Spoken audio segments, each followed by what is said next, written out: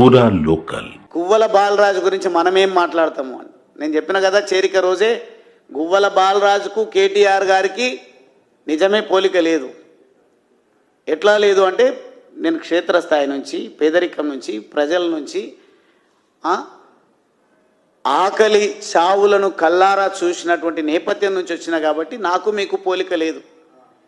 మీరేదో మీ భాషతో మీరు 10 సంవత్సరాలు మంత్రిగా పనిచేసి ఆ అనుభవం, మందిని ముంచడానికి సంపాదించినటువంటి అనుభవం నాకు లేకపోవచ్చు, కానీ ప్రజల పక్షం వహించేటువంటి దమ్ము, ధైర్యం, నిబద్ధత నాకుంది. కాబట్టి ఖచ్చితంగా మీరు వస్తారా రండి, లేదంటే అడ్వకేట్లను పెట్టిండ్రు కదా. సిద్ధార్థ్ దావే అని ఒక ఆయనను అడ్వకేట్ను నియమించి చార్టెడ్ ఫ్లైట్లో తీసుకొచ్చిందని అంటారు, లేదంటే నిమిషానికో గంటకో ఎన్ని లక్షలు అన్ని వేలు ఫీజు ఉంటుంది అని కాస్ట్లీ అడ్వకేట్లను, లాయర్లను తీసుకొచ్చి మీ పక్షాన వాదించేదానికి ఉపయోగించుకున్నారు. అదేవిధంగా ఆర్ఎన్ సుందరన్ అని ఇంకొక సీనియర్ న్యాయవాదిని కూడా ఇతర కేసులలో తీసుకొచ్చిండ్రు. ఎందుకు ఆ సోయి లేదు మీకు?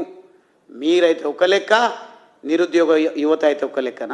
ఈరోజు ఒక జడ్జిమెంట్ను సవాల్ చేస్తూ మా నిరుద్యోగ యువత మాకు జరుగుతున్న అన్యాయము, మాకు రిజర్వేషన్ల విషయంలో అన్యాయము, లోకల్ నాన్ లోకల్ విషయంలో అన్యాయం జరుగుతుందని ఒక జడ్జిమెంట్ను మీకు తీసుకొచ్చి ఇచ్చిండ్రట. నాకైతే ఇప్పుడు తెచ్చి ఇచ్చిండ్రు, నేను ప్రెస్ కాన్ఫరెన్స్ పెడుతున్నా అని చెప్తే.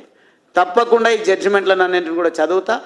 ఎంతో కొంత రెగ్యులర్గా ప్రాక్టీస్లో లేనప్పటికీ న్యాయశాస్త్రం పైన అవగాహన ఉన్నటువంటి యువకుడిగా నా తమ్ముళ్ళ కోసం, నా చెల్లెళ్ళ కోసం, నా నిరుద్యోగ యువత కోసం ఈ సైటేషన్స్ అన్ని, జడ్జిమెంట్లను అన్నింటిని కూడా చదువుతా.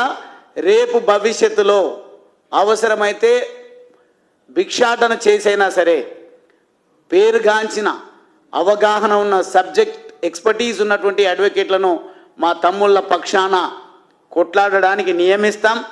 వాళ్ళ ఉద్యోగాల్లో జరిగినటువంటి అన్యాయాన్ని ఖచ్చితంగా ఎదిరిస్తాం. ఎట్లా జరుగుతాయి ఇంత దారుణమైనటువంటి